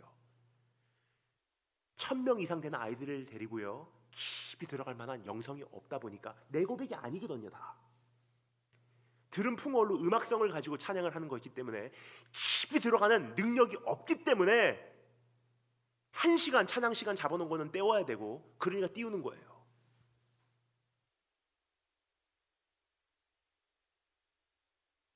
근데 이게 미국부터 시작한 것 같아요. 미국에서 가면 그냥 편안하게 예배드려요. 쓰레빠 신고 오고 반바지 입고 오고. 물론 모든 교회가 그런 것은 아닙니다. 하지만 많은 교회가 다 그게 당연한 거고요, 용납하고 있어요. 근데 이제 거기서 제가 기억하는 것은요, 제일 앞자리에 남자 한 사람이요 막 찬양하는, 혼자만 불타오르는 거예요. 깜짝 놀랐어요. 제일 뒷자리에 앉아있다가 제일 앞자리에 있는 그 남자를 지금도 잊을 수가 없어요. 막 찬양합니다. 다른 사람들은 다 반바지 입고 오고 그냥 쓰레빠 끌고 오고 그냥 편안하게 이렇게 하다가 이제 커피 한잔 마시면서 옆에 사람 인사하고 그렇게 찬양하는데, 이 사람만 제일 앞에서요 사생결단한 찬양을 하고 있어요. 또 한 가지 그 사람을 잊지 못하는 이유가 있어요. 그 사람의 외모예요. 전신이 문신이에요. 머리에서 발끝까지 문신이고요, 귀도 거의 이게 뾰족뾰족 튀어나온, 이걸 안 박은 데가 없어요. 흉터도 있고요. 딱 보면 정말 무섭게 생긴 사람이에요. 근데 그 사람만 혼자서 가장 앞자리에서 강단 밑에서 얼마나 생명건 찬양을 하는지, 이게 눈길을 끕니다. 예배를 마치자마자 그분에게 갑니다. 제가 여쭤봤어요. Hello, how are you? 인사하고 그분과 대화를 시작해봤어요. 너무 궁금한, 이 사람의 정체가 궁금한 거예요, 제가. 그 대화 가운데 알게 되는 것은요, 이 사람은 원래 마약 거래하는 사람으로 살인을 저지르고 감옥 가 있었던 사람이에요. 근데 그 감옥에서 예수님 만납니다. 얼마나 깊이 만났는지 거기서 거듭나고요. 그리고 이제 석방돼서 나왔는데 그 예배의 장소를 찾아온 거예요. 그래서 제가 여쭤봤어요. 당신이 예배드리는 모습에 제가 은혜 받았습니다. 어떻게 그렇게 열심히 예배드립니까? 아니, 그분이 이렇게 말씀하시더라고요. For I was forgiven much, I want to love him much. 내가 많이 용서받았기 때문에 나 이제 많이 사랑해드리고 싶어요. 이 세상 모든 종교는요 이렇게 얘기합니다. 많이 사랑해라, 그러면 많이 용서해 줄게. 많이 헌금해라, 그러면 많이 복 줄게. 우리가 행위를 갖는 이유는요, 복받기 위해서, 용서받기 위해서, 인정받기 위해서, 사랑받기 위해서. 근데 복음은요, 우리가 아직 죄인 되었을 때 그리스도께서 우리를 위하여 죽으심으로 하나님께서 우리에게 대한 자기의 사랑을 확증하셨느니라. 그 사랑을 내가 조금이나마 경험하고 나니까 우리 입술에 나오는 고백은 무엇입니까? 주님, 내가 이제 바로 살게요. 그래서 행위가 있는 거예요. 즉 내가 정말로 그 복음을 안다면요, 그 예수 그리스도의 사랑을 조금이나 맛봤다면요, 거저 용서받은 은혜를 내가 경험했다면요, 이웃사랑이라는 그 행위가 반드시 따르기 마련이라는 거예요. 어제도 말씀드렸죠. 성경에서 끊임없이 반복되는 그 논리가 뭐냐면요, 마음을 다하고 성품을 다하고 힘을 다하여 주여 하나님을 사랑하라. 그럼 어떻게 사랑하냐? 내 이웃을 내 몸과 같이 사랑하라. 즉 내 이웃을 내 몸과 같이 사랑하지 못하는 사람은, 배려하지 못하는 사람은, 다른 사람을 나보다 낮게 여기고 먼저 그 사람을 우리가 섬기지 못하는 사람은 하나님을 사랑한다고 말하지 말라는 거예요. 아무리 감정적으로 순간적으로 하나님을 향해서 우리가 뜨거운 그 마음이 있어도요, 이웃사랑이라는 것으로 매일매일 하나님 때문에 내가 섬기겠습니다. 하나님 때문에 내가 낮아지겠습니다. 하나님 때문에 그 사람에게 내가 오늘 당하겠습니다. 하나님 때문에 내가 오늘 참겠습니다. 그거 하지 않는 한 네 사랑은 감정받게 되지 않아. 우리 결혼 오래 하신 분들은 잘 아실 거예요. 저는 결혼은 하지 않았어도요, 많은 시간을 통해서 저희 어머니, 아버지, 또 수많은 성도들, 그리고 제자들과의 그 씨름을 통해서 한 가지 배우게 된 것은요, 사랑은 감정이 아니더라고요. 성경에서 말하는 이 love, 아가페라는 이 사랑도요, 사실은 감정이 아니에요. 의지예요, 의지. 나는 사랑하겠습니다. 뭐냐면요, 감정이 뜨거워지기를 원합니다라는 것이 아니에요. 사랑할 수 없어도 내가 참겠습니다. 내가 기다리겠습니다. 용서하겠습니다. 내가 차라리 당하고 말지. 의지예요. 선택이에요. 성경에서 말하는 사랑은 바로 그 사랑이에요. 근데 하나님께 우리가 어떻게 의지를 보이냐? 물론 환경이 되지 않지만 예배 오는 것도 의지가 될 수 있지만, 정말 세상과 타협하지 않고 하나님을 끝까지 순결하게 섬기는 것도 우리 의지의 표현이 될 수 있지만, 매일매일 생활 속에서 하나님께 우리의 사랑을 표현할 수 있는 방법은요, 이웃사랑보다 더 좋은 방법은 없다는 거예요. 용서할 수 없는 남편, 하나님 용서하겠습니다. 주님 때문에. 내가 도저히 용납할 수 없는 그 사람, 오늘 내가 그 사람을 내가 축복합니다. 주님 때문에. 이것은 선택이에요. 매 순간마다 선택하자면 안 되는 행위예요. 오늘 이 말씀 보면요, 예수님께서 그 식탁에 초대가 됩니다. 유대인들의 만찬에 배치된 식탁은 영문 U자 모양이에요. 그래서 이 U의 가장 이 끝부분에 그 만찬에 초대된 가장 위대한 주인이 앉고요, 만찬의 주인공이에요. 그리고 그 사람의 왼편 오른편으로 이 U자 끝까지 가장 중요한 상석부터 이제 하석으로 내려가는 거예요. 그렇게 귀빈들이 그 중요한 자리에 앉고 이제 중요한 순서부터 밑으로 내려갑니다. 아마도 그 자리의 순위를 가지고 사람들이 욕심을 낸 듯합니다. 그거 갖고 논하고 있었던 것 같아요. 누가 그 귀빈의 자리에 앉나? 누가 그 주인하고 가장 가까운 자리에 앉나? 그래서 예수님 제자들도 그거 갖고 싸웠죠. 누가 왼편에 앉습니까? 누가 오른편에 앉습니까? 여러분, 앉는 것도 사실 예의가 참 많이 필요하다고 생각을 합니다. 어디에 내가 앉는지가 나의 마음 자세를 알려주고 있기 때문입니다. 그래서 일본에 가면요, 전 정말 하나 편한 게 있어요. 일본에 가면요, 이 앉는 자리가 사회적으로 이미 굉장히 엄격하게 준행이 되기 때문에 예를 들어서 이제 회사 처음 들어온 신입 사원이요, 좌석 잘못 잡으면요 해고예요. 일본에서 문화적으로 그것이 예의이기 때문에 제가 일본 가면 마음이 정말 편해요. 왜냐, 내가 거기까지 신경을 쓰지 않아도 불쾌함이 없기 때문에. 근데 이제 가끔 미국 집회 가잖아요. 깜짝 놀래요. 그만큼 편하기 때문에, 문화적으로 그게 편한 사람들이기 때문에 별로 신경을 안 쓰더라고요. 근데 여러분, 앉는 자리는요, 진짜는 대통령이 온다고 하면요, 앉는 자리 신경 쓰잖아요. 그러니까 우리가 모르는 게 아니에요. 안 하는 것뿐이지. 정말 내가 최고로 모시고 싶은 그 손님이 오잖아요. 앉는 자리 신경 쓰잖아요. 그러니까 사실 우리가 문화적으로 안 하는 것뿐이지 모르는 게 아니에요. 근데 가끔 집회를 가면요, 이런 적이 있습니다. 딱 도착하면요, 보통 강사님이 오시면 내 말씀을 사모합니다. 귀한 말씀 전해 주십시오. 정말로 오늘 이 말씀을 통해 내가 은혜 받기를 원합니다 하는 교회는요, 이미 강사 대접하는 자리부터 달라요. 딱 들어가면요, 목사님 안쪽으로 앉으시죠. 그럼 앉으면 내가 편한 자리, 내가 정말 침적으로 집회에 집중할 수 있는 안의 자리. 근데 어느 집회 가잖아요. 지난번에 한번 이런 적이 있습니다. 딱 갔는데 깜짝 놀랐어요. 제가 딱 도착하니까 이미 와 계신데요, 어떻게 계시냐면 담임 목사님 앉아 계시고요, 양쪽으로 부목사님들 쫙 앉아 계시고요, 들어오는 입구 쪽에 제 자리를 이렇게 마련해 주셨더라고요. 딱 들어오자마자 앉는 거예요, 저는. 그럼 제 양쪽은 누가 계시냐? 그냥 부교육자, 그 전도사님들 앉아요. 괜찮아요. 괜찮은데 많이 불쾌했어요. 저는 밥이 안 넘어가더라고요. 어서 오십시오예요. 그거는 어서 오십시오가 아니라. 근데 어제 우리 담임 목사님하고 식사하러 갔다 참 저는 행복했어요.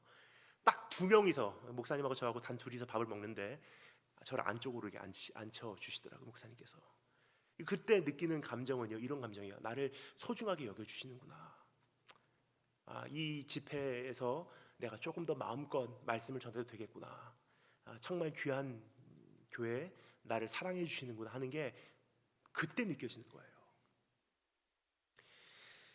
여러분, 우리가 어디에 앉는지는요, 사실 내 마음의 중심을, 그 안에 있는 안의 뿌리를 알려주고 있어요.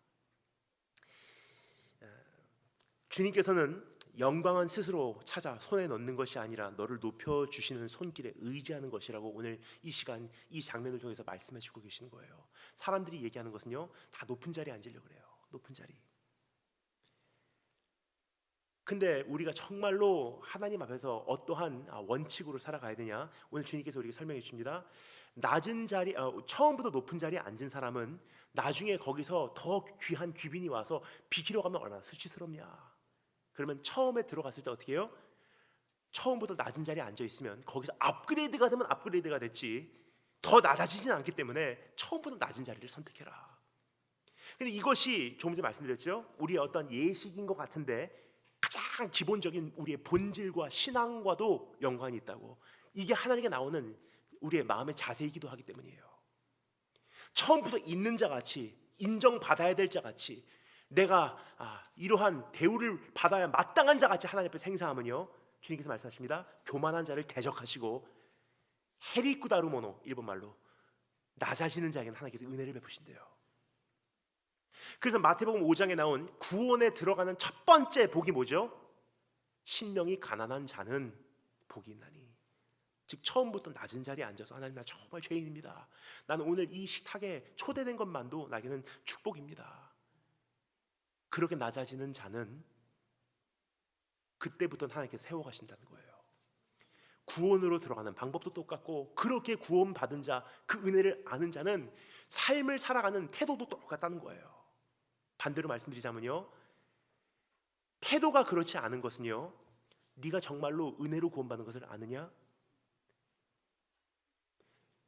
너희가 정말로 겸손한 자리에서 하나님께 쏟아부으시는 그 은혜를 경험하였느냐 물어보시는 주님의 질문입니다. 저는 이렇게 다니다 보면은 이제 가끔 이 생각을 합니다. 처음에 제가 하나님께서 이제 저에게 강단에 세워 주셨을 때, 물론 제가 처음에 했던 설교는요, 노방에서 한 설교지만 강단에 서서 제가 처음으로 한 사역은요, 동시 통역이었어요. 저희 어머니 아버지께서 1년에 한두 차례씩 한국에 있는 많은 찬양 그 사역자들을 일본으로 모셔서요, 저희 집에서 다 묵고 거기서 이제 생활하시고, 뭐 일주일 동안 일본의 그 소년원, 소녀원, 그리고 일본의 백화점의 공연장, 그리고 최고 하이라이트는요, 1년에 한두 차례씩 저희가 어떤 시민 홀을 빌려서요, 일본을 사랑하는 고스펠 싱어스의 콘서트라고 농크리스찬들 대상으로 이제 크리스마스 캐롤이라든지 이렇게 콘서트를 펼쳤어요. 예를 들어서 안 믿는 분들이 오시잖아요. 일본 아주머니들 오시면요, 한국에서 온 예를 들어 사랑 이야기라는 팀이 저희 팀에 몇 번 오셨는데요, 겨울 연가를 갑자기 이게 후유노 소나타라고 한번 이렇게 부릅니다. 그럼 일본 아줌마들은 막 그때부터 울고 막 은혜 받을 준비가 다 열려 있는 거예요. 그때 올라가서 이제 복음 전하면 그냥 받아들이는 거예요. 참 그걸 오랫동안 했어요. 한 15, 16년을 해왔습니다. 어렸을 때부터 그렇게 컸어요. 그래서 저희 집에 한국에서 오신 찬양 사역자들, 최근 말고요, 몇 년 전까지만 해도 사역하셨던 분들은요, 저희 집을 안 거쳐간 대한민국 찬양 사역자들은 거의 없으십니다. 뭐 마르지 않는 샘, 옹기쟁이, 노문환 목사님 부터 시작해서 뭐 지금 우리가 잘 아는 커피 소년 노아람 형제도 그때 저희 집에 거쳐갔고요. 저희 집에 안 온 사람들이 없어요. 그러니까 어렸을 때 그냥 제 방 열어주고, 소리엘이 제 방에서 두 분이 주무시고, 뭐 컨티넨털 싱거스부터 시작해갖고 거의 다 오셨어요.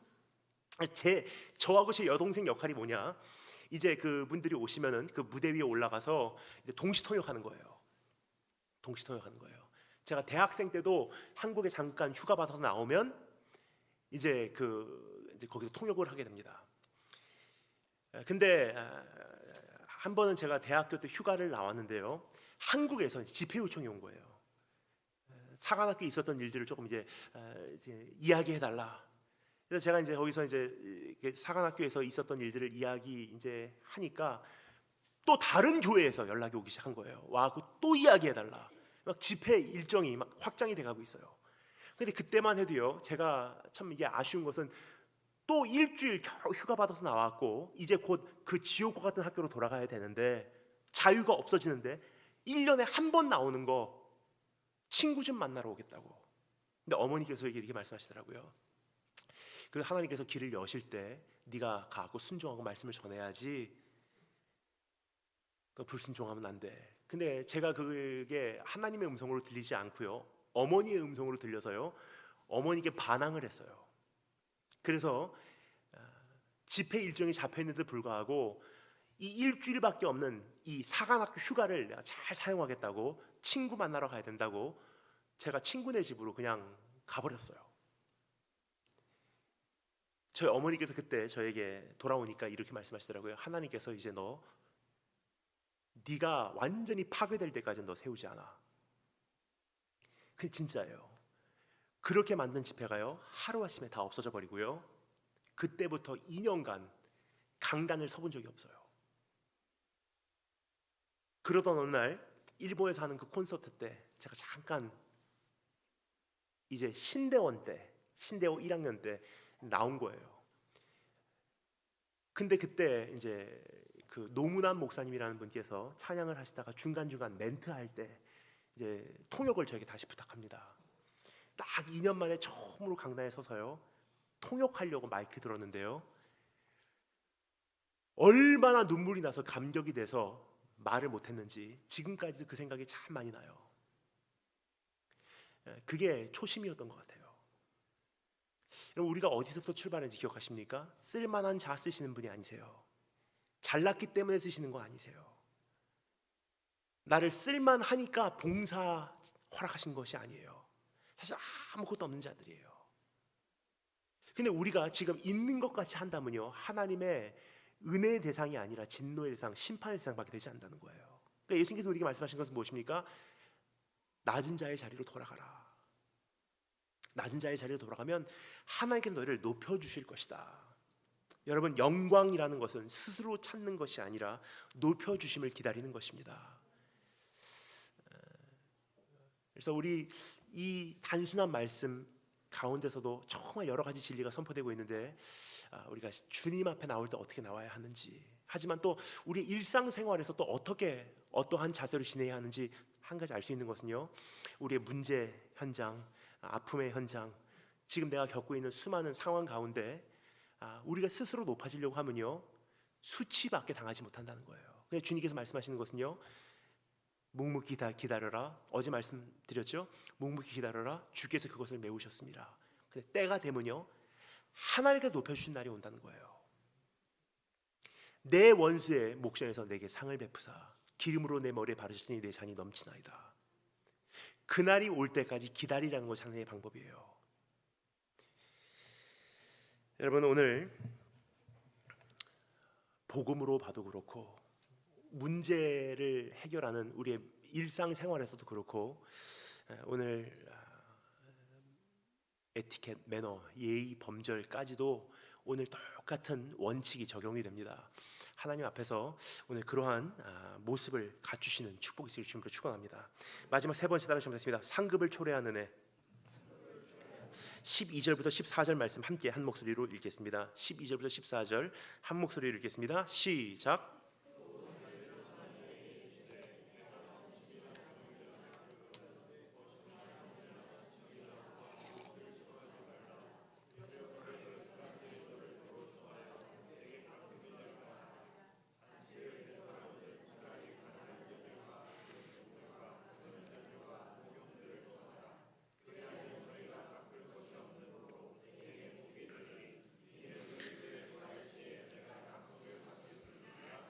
아멘. 마지막으로 주님께서 우리에게 너무나 중요한 말씀을 하고 계십니다. 그것은 상급이 너의 좋은 행동과 언어의 원동력이 되기를 바라지 않는다는 주님의 심정입니다. 여러분, 누구나 상 받는 것을 좋아합니다. 보응 받는 것을 기다립니다. 그러나 이러한 동기의 구조는 나로 하여금 최소한의 예의만을 갖추게 한다는 것입니다. 그렇죠? 딱 상 받는 것을 우리가 원동력 삼는다면요, 그것이 나의 인생의 동기 삼는다면요, 상 받을 수 있는 선까지가 나의 최선이에요. 그 이상 할 마음은 없어요. 그래서 주님께서 우리에게 말씀하시는 것은 이젠 그것을 뛰어넘어서 내 이웃을 향한 과한 사랑을 넘치게 베풀게 하는 것은 은혜라는 사실이에요. 그 은혜 때문에, 네가 받은 은혜 때문에 이웃 사랑을 네가 집행하라고 말씀하신 주님의 음성입니다. 우리가 이웃을 잘 섬겨서 우리가 보응을 받으려고 하는 것은요, 사실 이 세상에 있는 수많은 종교와 다름이 없어요. 그러니까 하나님께서 보시는 것은요, 그 우리의 중심을 보신다, 동기를 보시는데요. 사실 우리가 그 외면적으로 판단을 하잖아요. 기독교라는 종교보다도 더 훌륭한 종교 참 많습니다. 천주교에서도요, 무소유로 불쌍한 사람들 다 섬기고 죽어간 수많은 신부와 수녀들 이야기들이 얼마나 많습니까? 이번에 저는 3월 말에 이제 오랜만에 인도로 출발을 합니다. 이번에 인도 컬커타라는 곳에서 이제 집회가 있어서 글로 가는데, 처음 갔었을 때 기억이 납니다. 십몇 년 전에 처음으로 인도 컬커타 땅을 밟았을 때 거기 칼리 신당이 있어요. 칼리 신은요, 힌두교의 가장 대표적인 신입니다. 그 칼리 신의 특징은 뭐냐면요, 피의 신이에요. 피의 신. 그 신당에 가면 제가 소름이 끼칠 만큼 지금까지 잊지 못하는 한 가지가요, 피비린내예요. 그 어두침침한, 그리고 아주 그 어지럽고 혼란스러운 그 신당으로 들어가잖아요. 그 옛날 한국의 무당 그 굳힐 때 만들어 놓은 장치 같죠. 막 어지럽게 여러 가지를 이렇게 장치를 만들어 놨어요. 근데 그 한 가운데 도살장이 있어요. 양을 묶어 놓고요, 거기서 내려치는 다 피범벅이에요. 그것을 보면서 한 가지 생각한 게요, 우리 하나님 제사를 드렸던 그 제사장의 현장도 바로 그러한 피범벅의 현장이 아니었나, 그런 생각이 들긴 하더라고요. 근데 거기 가면 이제 칼리 신당, 완전히 거기 피로 물든 장소인데 바로 옆에 천주교 성당이 하나 있어요. 거의 이제 딱 벽을 맞대고 두 건물이 공존하고 있어요. 하나는 완전히 그 어두운 세력이 자리 잡고 있는 피의 신의 현장이고요, 하나는 마더 테레사가 거기서 불쌍한 사람들 그 신당에 들어가서 치유를 받으려고 하는데 자기 순번을 기다리면서 길거리에서 죽어가는 사람들, 마치 베데스다 연못하고 똑같습니다. 거기서 길거리에 누워서 중풍병 걸리고 다리 못 걷고 거기서 죽어가는 그 병자들을 돌봤던 마더 테레사의 사역 장소가 바로 거기예요. 그래서 거기 계신 분들의 말씀으로는요, 천국과 지옥이 공존하는 곳이라고 이야기하고 있습니다. 근데 저는요, 천국과 지옥이 공존하는 곳이라고 생각을 안 합니다. 그 이유는요, 사람의 본심은 하나님의 사실을 알 수가 없어요. 아무리 가서 그 사람들 불쌍히 돌봐준다고 해도요, 정말로 묻고 싶은 것은 나로 하여금 정말로 이웃 사랑을 하게 하는 그 원동력이 무엇이냐는 질문이에요. 이렇게 잘 이웃을 섬기고 내 자신을 불태워서 구제하고 이 세상을 내가 정말로 섬기는 그 자리에 서게 된다 한들, 고린도전서 13장 말씀입니다. 사랑이 없으면 울리는 꽹과리밖에 되지 않는데요. 무슨 뜻이냐면요, 잘 섬겨서 그래서 나는 괜찮은 사람이야, 이웃을 잘 섬겨서 그래도 나는 인생 성공한 사람이야, 이웃을 잘 섬겨서 그래도 나는 그래도 축복받을 인생이야, 그 동기라면요, 사랑이 아니라는 거예요. 이웃사랑의 동기와 그 원동력이 뭐냐면요, 내 자신을 불에 던져서 불살을 만큼 이웃을 사랑할 수 있는 동기는 무엇이냐면요, 이 땅에서 복받으려고 하지 마. 이 땅에서 상급받으면 무슨 소용이 있냐. 하지만 그 나라에 갔을 때, 내가 그 앞에 섰을 때 나에게 부어주시는 하나님의 그 엄청난 상급, 아버지의 품 안에서 받는 그 위로와 그 은혜 때문에 내가 달려간다면 그것이야말로 값진 섬김이라고 말씀하신 하나님의 음성입니다. 그래서 오늘 여기 있는 사람들에게 주님께서 뭐라고 말씀하시죠? 네 친척이나 아니면 그 벗이나 형제, 부한 이웃을 청하지 말래요. 왜요? 그 사람들 청해봤자 결국 이 땅에서 보응받는 것밖에 되지 않기 때문에. 내 진짜 본심이 어디서 나타나냐? 이렇게까지 섬겼는데, 여기까지 잘해줬는데 그 사람들 나를 해하려고 할 때, 그러면서도 그 사람들을 네가 섬기기를 원하느냐? 그러면서도 너희가 끝까지 그 사람들의 발을 씻겨주기를 원하느냐? 이제 선택할 때라는 거예요. 사실 여러분, 솔직히 말씀드리면요, 제가 이번 겨울에 참 하나님께 이런 기도를 많이 드렸어요. 하나님, 이제 정말 청소년 사역 그만하고 싶습니다. 왜냐면요, 첫날 말씀드렸죠. 촛불, 광화문 그 운동 전하고 후하고요. 가장 두드러지게 나타난 변화는요, 대한민국 청소년 청년들 안에서의 변화예요. 작년 그 여름만 해도요, 그래도 혼내가면서 말씀 들었어요. 근데 참 희한해요. 이번 겨울 사역은요, 이전과는 조금 달라요. 붕 떠 있고요, 안 들어요. 그리고 옛날보다도 개성이 더 뚜렷해졌어요. 이제 앞에서 화장 고치는 자매부터 시작해서 이제는 그냥 너는 얘기해라, 나는 그냥 말씀 안 듣는다 하고 그냥 뒤에서 누워 있어요. 그냥. 근데 이거 청소년으로 끝나면 그래도 감사해요. 문제는요, 교사들이 그런 사람들이에요. 교사들조차도 말씀 안 들어요. 캠프에 오면요, 교사들이 기껏 한다는 건 뭐냐면요, 숙소가 왜 이렇게 안 좋냐고 캠프 진행부에다가 불평하고요, 우리 아이들 위해서 어떻게 마지막을 뒤풀이할까 피자 시키는 것에 연연하고 있지, 어떻게 하면 이 아이가 한 명 정말로 예수님 만나고 돌아갈 거에 생명 거는 교사들 정말 많이 없습니다. 그러다 보니까 이번 겨울에 모든 동계 캠프, 청소년 청년 캠프를 다 돌면서요, 파트 1 청소년 겨울방학 캠프였고요, 이제 계약을 하면서 이제 청년 캠프로 들어가서요 청년을 섬겼는데, 제가 저희 어머니께는 많이 말씀드리고요, 제 안에 신중히 고민한 게요, 하나님 이제 정말 그만하고 싶습니다요.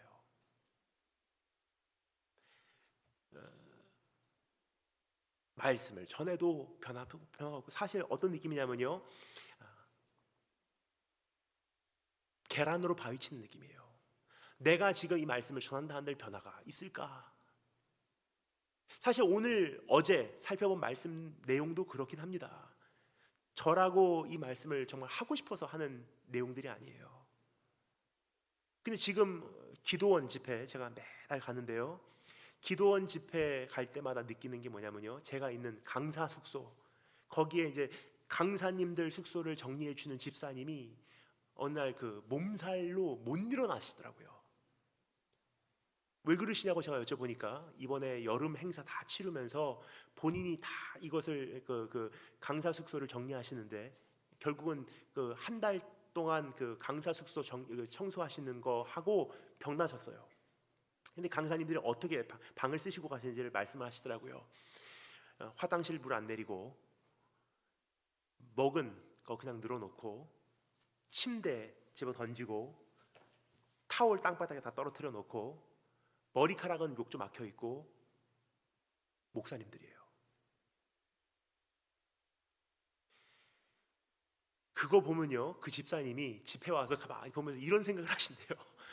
사람들은 네가 어떻게 살아가는지 모르지, 목양관 관리하시는 집사님은요, 네가 사람이냐 하고 그러면 여러분, 이게 지금 이 대한민국의 이게 현실이에요.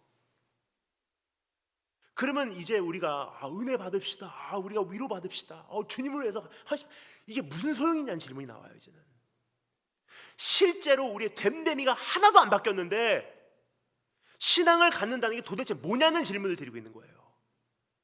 예수님을 믿는다면 그걸 어떻게 알 수 있냐는 질문을 드리고 있는 것입니다. 이웃 사랑, 이웃 배려, 몸가짐, 사실은 그렇지 않습니까?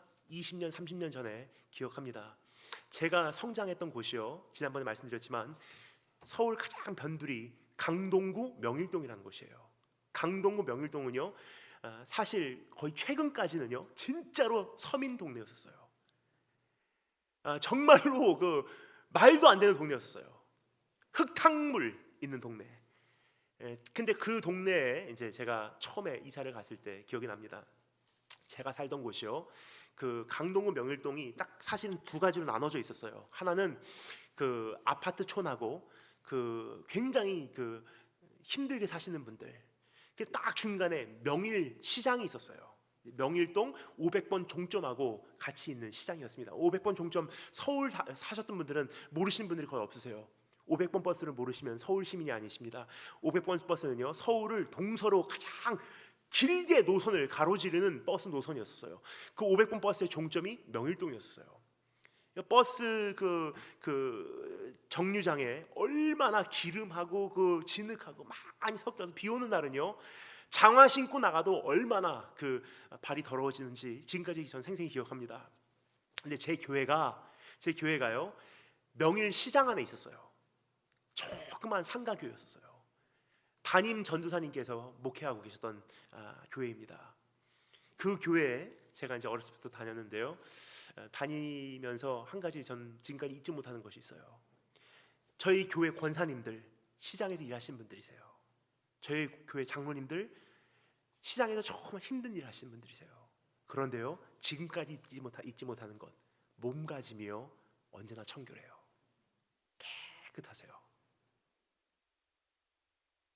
그게 왜 그러냐면요, 사실 우리 한국 초대교회, 우리 대한민국 처음에 복음이 들어왔을 때 잘 사니까 복음 받아들인 거 아니잖아요. 근데 미국 선교사들이요, 한국에서 일어났던 이 조선 땅에서 일어났던 이 부흥을 보고할 때 뭐라고 그랬냐? 주일 아침이 되면요, 하얀 저고리 입은 사람들로 교회가 꽉 찼었다고 이야기를 해요. 청결하고 깨끗하고. 이게 사실 성도의 모습이에요. 아무리 못 살아도, 아무리 잘 살아도 청결하고 단정하고.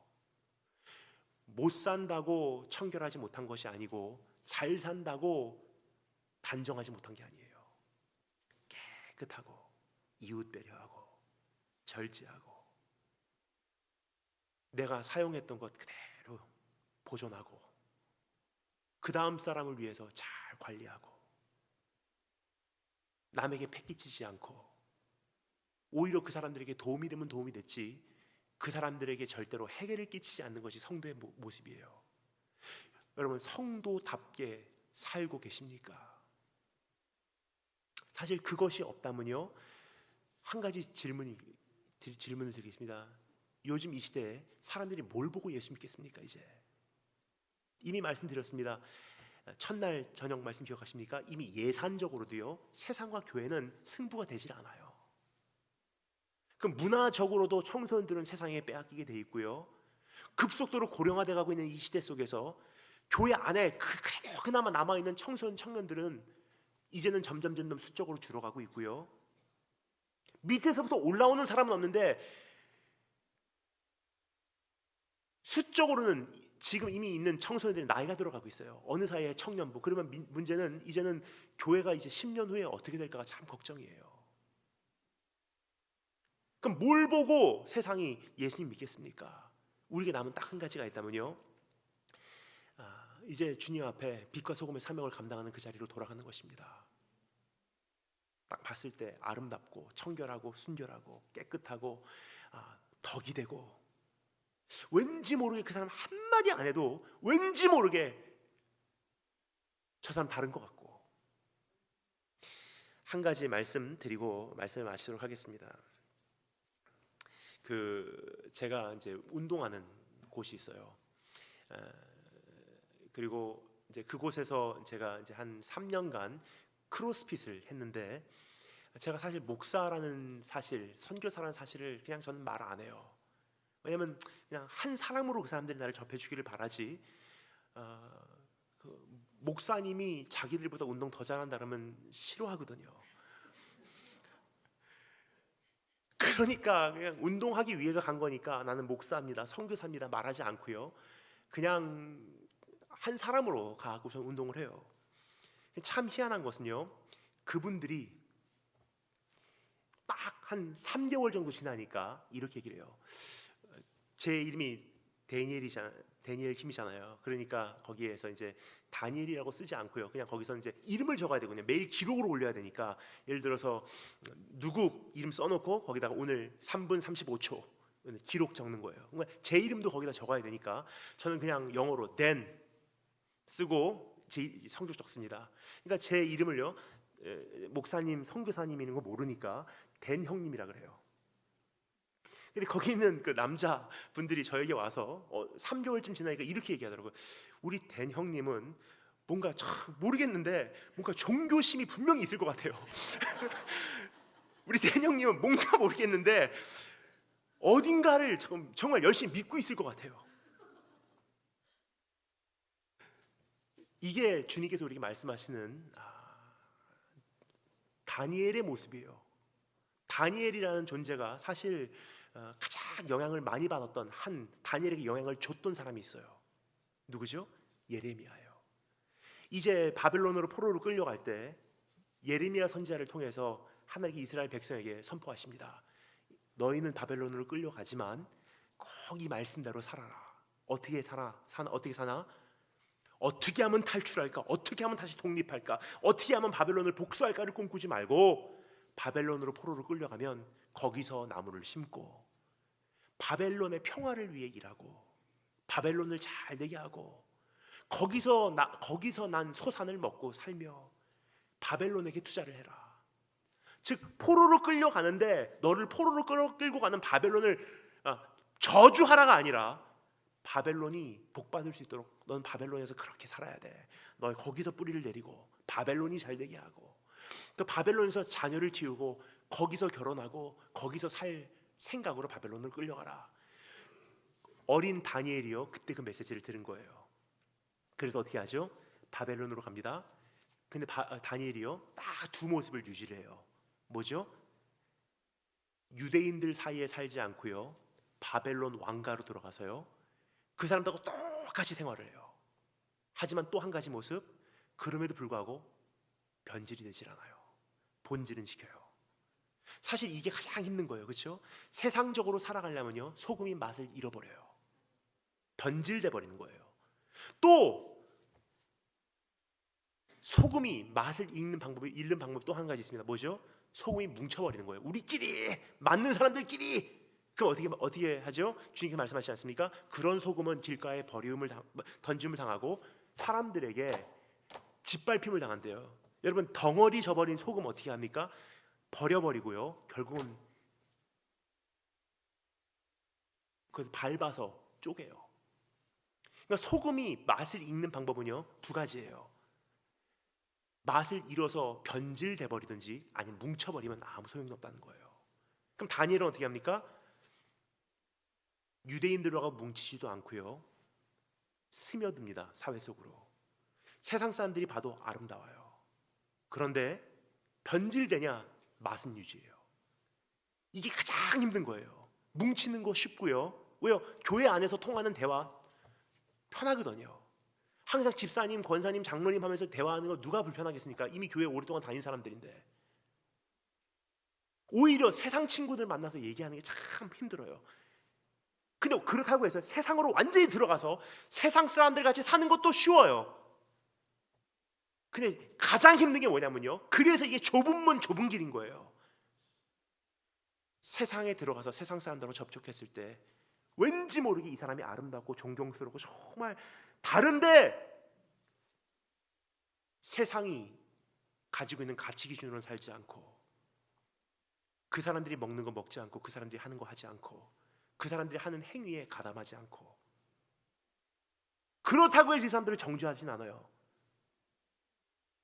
참 희한한 존재들이에요 크리스찬이. 오늘 그 모습을 유지한다면요 주님께서 말씀하십니다. 언덕 위에 세운 동네는 감출 길이 없나니. 세상은 교회를 알아보게 돼 있어요. 그때부터는 가장 어두운 시대일수록 교회는 빛나게 돼 있습니다. 오늘 그러한 모습으로 우리 본질을 살아감으로 세상을 구원하는 우리 한 분 한 분 되실 주님으로 축원합니다. 같이 기도하겠습니다. 오늘 잠시 반주해 주시는 사이에 제가 한 가지만 여러분과 기도 제목을 나누고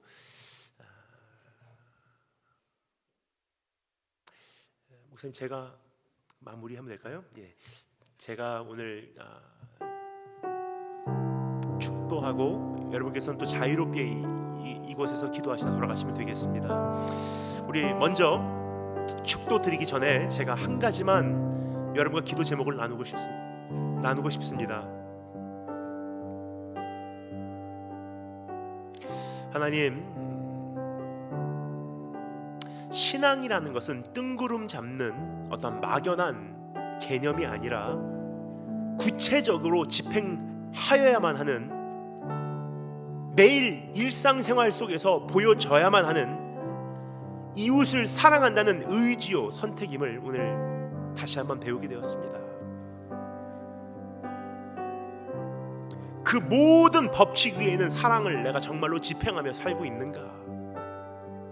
높아지려고 하는 것이 아니라 주님께서 나를 높이실 때까지 나는 이웃을 섬기고 희생하고 양보하고 그들을 먼저 보내고 그들을 섬기고 있는가?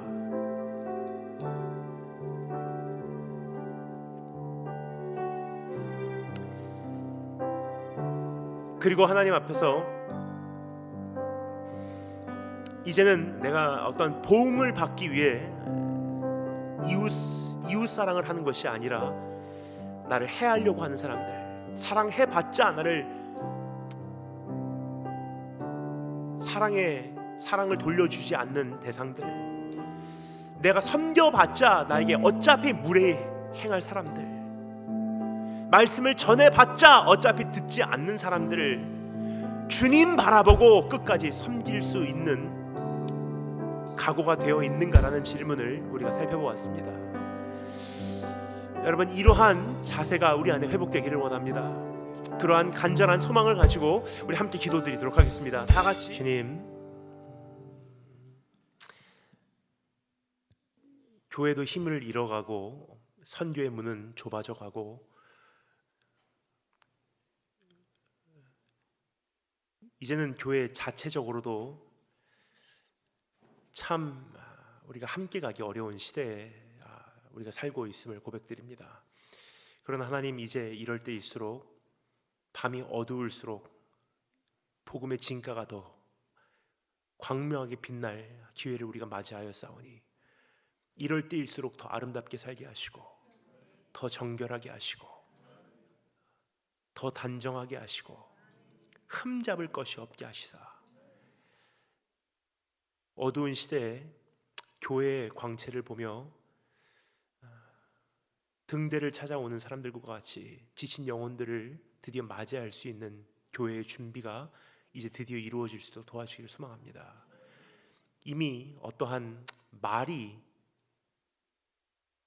가볍게 여겨지는 그러한 시대 속에서 말로 전도하는 것, 의존하는 것이 아니라 이제 나의 삶이 세상과 다르게 하시고 이웃을 대하는 태도 자체가 이미 세상의 흐름과 다르게 해주시기를 소망합니다. 이제는 가장 높은 곳에서 가장 낮은 곳까지 죄인 구원하러 이 땅에 오신 우리 주 예수 그리스도의 은혜와 그 아들을 이 땅에 보내실 때까지 우리를 사랑하시는 하나님 아버지의 극진하시고 적극적이시고 완전하신 사랑과 오늘 낮은 자를 높이시는 우리 성령 하나님의 교통하심과 깨닫게 하심과 빛과 소금의 삶을 살아내게 하시는 도우심이 지금 이곳에서 다시 한번 이웃사랑함으로 내가 복음을 증명하리라 이야기하는, 결심하는, 결단하는 한 사람 한 사람 머리 위에 지금부터 영원토록 함께 하시기를 축복 기도합니다. 아멘.